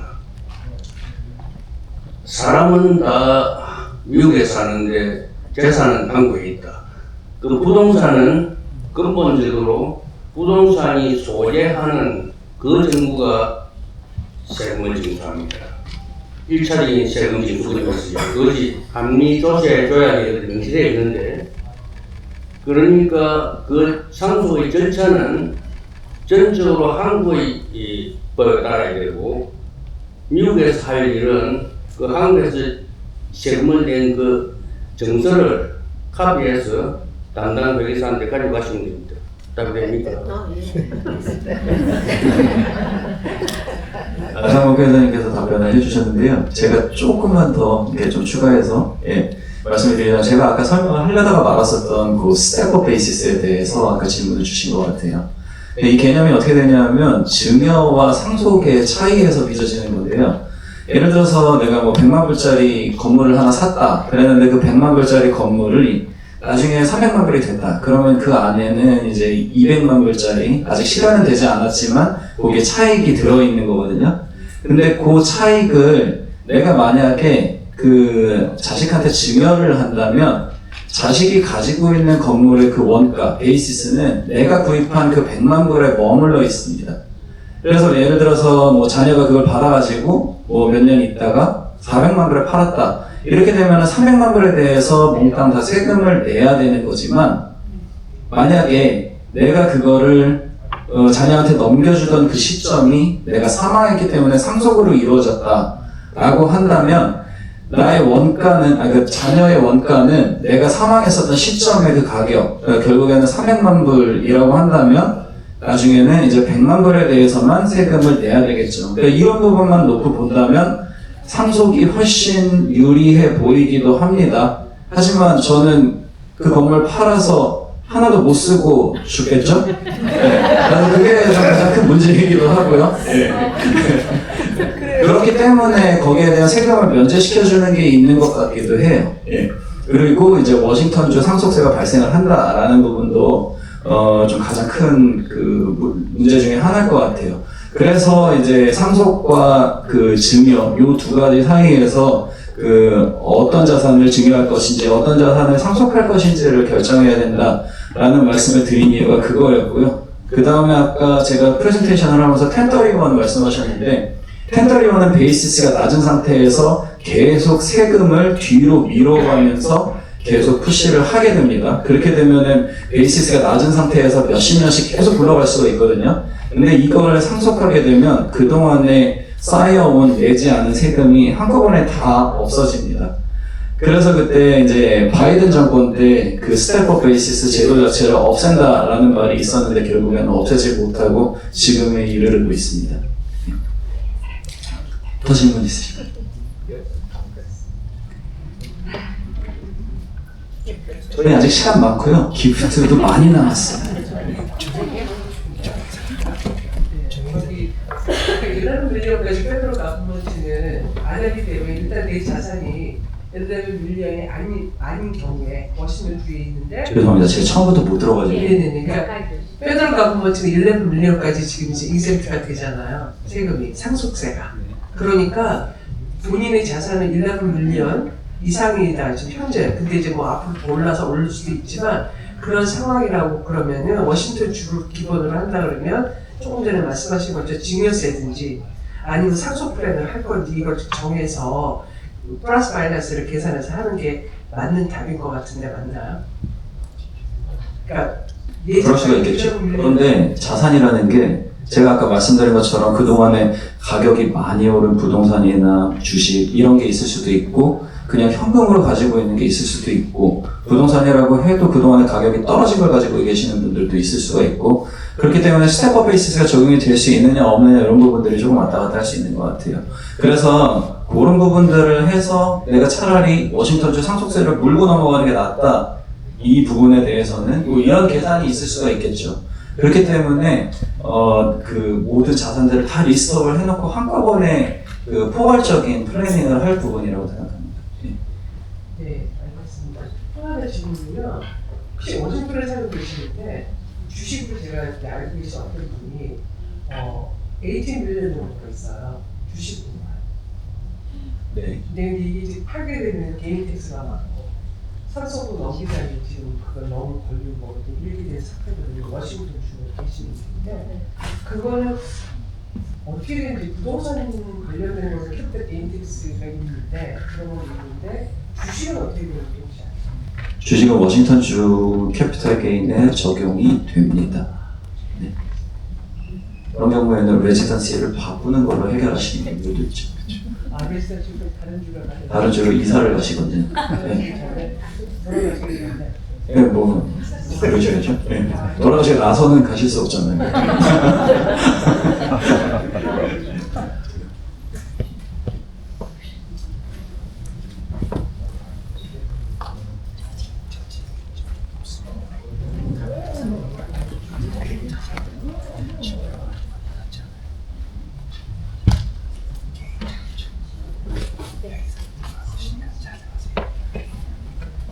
질문이 하나가 만약에 자녀가 지금 20대예요. 근데 저희가 지금 집을 하나 더 살려고 하는데 그걸 그냥 저희 이름으로 사는 것보다 20대 아들이랑 공동 명의로 집을 사는 게 더 나은지, 왜냐면 혼자서 사기에는 아직 안 되고 근데 어느 정도 페이를 같이 해야 되는 상황이 됐을 때 이게 회계 이런 세금 문제나 아니면은 이 증여 상소가 막 이렇게 복잡한데 혹시라도 부모 한 사람이 그 자녀의 그 공동 명의로 하는 그렇게 해서 주택이나 이런 걸 퍼체스하는 게 어떤지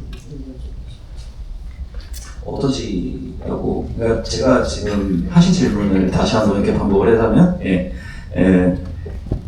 자녀한테 집을 사주고 싶은데 본인 명의로만은 살 수가 없고, 그래서 부모님이랑 같이 공동 명의로 구입을 하게 되고, 다운페이를 뭐 대신 해주시거나 뭐 같이 하거나, 그 다음에 페이먼을 앞으로 계속 같이 해간다. 지금 이 말씀을 하시는 거잖아요. 예. 그리고 그렇게 되는 경우에, 질문은 그렇게 하는 게 괜찮느냐? 세금 관련해서. 일단 첫 번째 제가 드려야 되는 질문은 그 집을 어떤 목적으로 구입하시는 건가요? 자녀가? 아니면은 부모님이랑 같이? 네. 부모님이랑 같이 이렇게 살게 된다? 지금 같이 살려고 하고 저희가 사는 집은 뭐 렌트를 하고 뭐 이런 식으로 이렇게 간다? 네. 그래서 여기에 대해서 답변 주실 회계사님 계세요? 여기. 조금 복잡한 상황인 것 같긴 한데. 제가 또 할 말이 하나 있어요.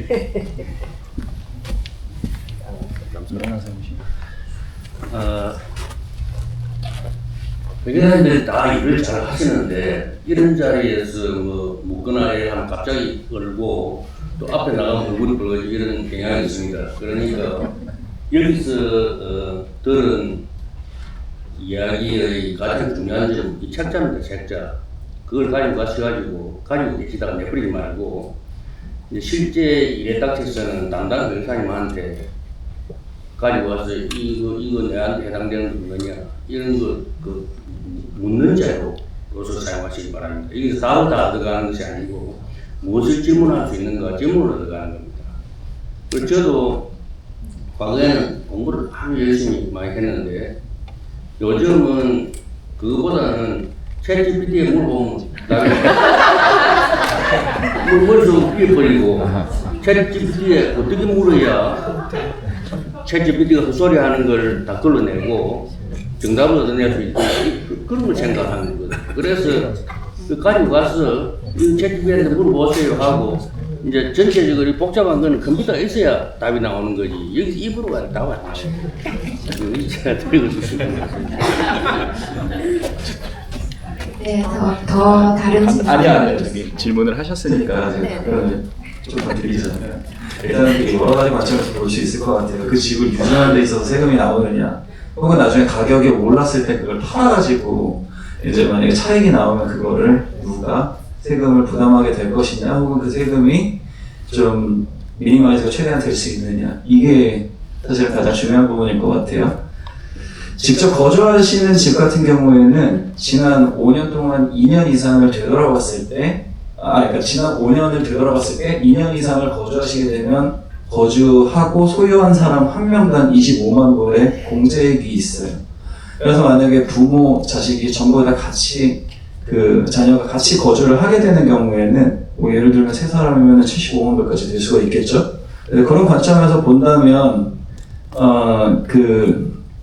세금을 면제받을 수 있는 기회가 좀 더 많이 있겠지만, 나중에 만약에 뭐 자녀가 먼저 결혼을 하면서 분가를 한다거나 아니면은 부모님이 먼저 이제 돌아가신다거나 이런 상황이 되면은 이제 그때는 그 유산 상속 플랜에 따라서 좀, 예, 혹은 그 증여 계획에 따라서 그 세금이 좀 많이 달라질 것 같아가지고 그때는 다른 자산들 가지고 계시는 거랑 다 접목해서 같이 봐야 될 것 같아요. 그래서 지금 이 자리에서 그걸 딱 말씀드리기에는 조금 어렵겠습니다.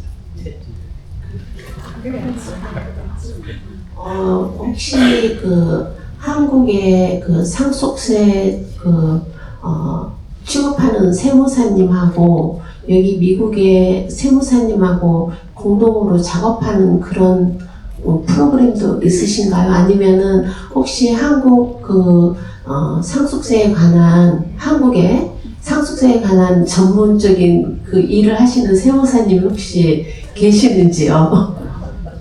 추천해 주실 만한. 근데 담당 회계사님이 안 계세요? 한국에서 지금 찾고 있거든요. 한국에서 찾고 있는데 그분이 하는 말이 혹시 미국에서도 계시면 이게 이제 미국 자녀가 있기 때문에 일하기가 쉽다고 미국엔 안 계세요? 미국 누가요? 세무사님? 없어요 아무도. 그러면은 여기 이제 회계사님들 많잖아요. 이 중에서 한 명 찍어. 그래가지고 아니 그분한테 의뢰하면은 한국하고 다 연결돼 있어요. 다 우리 회계사님들이 한국의 모든 노무에 연결돼 있으니까 그분한테 물어보셔서 그 한 사람 해달라면 되니까 오늘 오신 회계사님들 많잖아요 여기요. 그 중에서 가장 잘생긴 사람 하나 적어. 아셨죠? 적어가지고 그분한테 물어보세요. 그러면 돼. 그러면은 여기 세무사님도 한국의 세무 담당하시는 거는 일을 하시는 같이 일을 하니까 다 같이 일을 하니까 그냥 어떤 회계사님들이든 아까 제가 말씀드렸잖아요. 여기 회계사가 뭐 하는 사람인가. 그러니까 그 가장 가까운 사람이 여기 있네. 여기 김성훈 회계사님. 가가지고 해가지고 얘기해주세요. 그럼 돼요. 네. 네, 알겠습니다. 앉아드려야지. 저희가 사실 오늘 그 전체 세미나가 좀 예상했던 것보다 좀 일찍 끝났어요. 그래서 좀 질문을 많이 받고 있고요. 그 다음에 이제 요 세션이 끝나면 저희가 조그맣게 이제 저녁 시간이다 보니까 그 벤토를 하나씩 준비를 했거든요. 그래서 그거 이제 가져가셔서 드시면 될 것 같고, 그 다음에 그 이걸로 끝내지는 않고 여기 오늘 참여해주신 회계사님이 전체 다 해서 지금 몇 명이었죠? 13분이세요. 이렇게 CPA를 한꺼번에 많이 모인 거 보신 적 있으세요? 없으시죠? 예. 저희는 자주 보긴 하는데 그렇기 때문에 그 회계사님들이랑 1대1로 원하시는 회계사님한테 상담하시는 시간을 좀 가져보려고 합니다. 예, 그렇게 하시면 조금 그 상세한 내용에 대해서 정세계 회계사님. 네. 예, 그렇게 하고, 예. 근데 지금 아직 전체 그 공개 질문 하실 분들 말씀해 주세요. 그 13분의 회계사님들이 그래도 어떤 분은 그 비즈니스의 전문, 또 개인적인 그런 거에 전문, 이게 혹시 있으신지 좀 여쭤보고 싶어요. 저희는 다 회계사님을 처음 했기 때문에 그래도 제가 듣기로는 어떤 분들은 코퍼레이션에 조금 더 그 일을 더 많이 하시고 뭐 개인적인 그런 개인적인 걸 더 하시고 이렇게 한다고 말씀을 들어서 혹시 그러신지. 그거는 제가 이렇게 말씀드릴게요. 저희도 프로페셔널이기 때문에 그 전문 분야들이 나름 있고 경험이 좀 더 많은 부분들이 있기는 하거든요. 하지만 그 의사들을 보면 그 외과 의사가 있고 내과 의사가 있고 안과 의사가 있고 이런 것처럼 있는 반면에 전반적으로 다 보는 가정의도 있어요. 근데 저희는 아마 전반적으로 개인 손님들, 비즈니스 손님들, 모든 손님들을 다 아우를 수 있는 약간 패밀리 닥터라고 보시면 될 것 같아요. 그렇지만 1대1로 한번 이렇게 보시고, 예, 뭐 지금 여기가 쇼핑하는 자리는 아니지만 예, 좀 그 대화가 잘 통하시는 회계사님과 예, 질문해 보시는 기회가 될 것 같습니다. 네. 어디 더? 네, 개인적으로 이렇게 만나볼 수 있는 시간이 좀 길었으면 좋겠어요. 그래서 세무사님 한 분. 일단 저분께 기프트카드 하나 드려야 될 것 같아요. 진행을. 예. 네. 감사합니다. 그리고 아까 질문해주신 저기 뒤에 회계사 그 선생님께도 하나. 예. 먼저 감사드리고 싶어요. 이런 자리를 해주셔서 너무 예. 감사해요. 와주셔서 감사합니다. 항상 그 캘리포니아에 있는 변호사님이나 회계사님들 정보 듣고 우리 워싱턴주는 없나 항상 궁금했었는데 이렇게 자리해 주셔서 정말 감사하고요. 저 뭐 개인적으로 뭐 자동차에 대해서 좀 개인적인 그 자동차는 융자, 이자 공제를 한다는데 비즈니스 상에서는 어떻게 되는지에 대한 거는 나중에 따로 회계사님한테 여쭤볼게요. 아니, 질문을 이상 공개적으로 하셨으니까 가끔 궁금해하시는 분들도 계세요. 예. 제가 아까 말씀드린 만불에 대해서 추가 공제되는 거는 개인 용도로 사신 차에만 해당이 되는 거고요. 만약에 비즈니스 용도로 사신 거는 비즈니스에서도 자산으로 올려가지고 아까 말씀하신 그 감가상각 비용으로 빼실 수가 있으시거든요. 근데 뺄 수 있는 조항이 이게 비즈니스로 쓰셔야 되는 용도이고 이제 좀 그런 조항들이 있습니다. 근데 아까 만불 추가로 공제되는 거는 개인 용도로에만 제한이 되어 있습니다.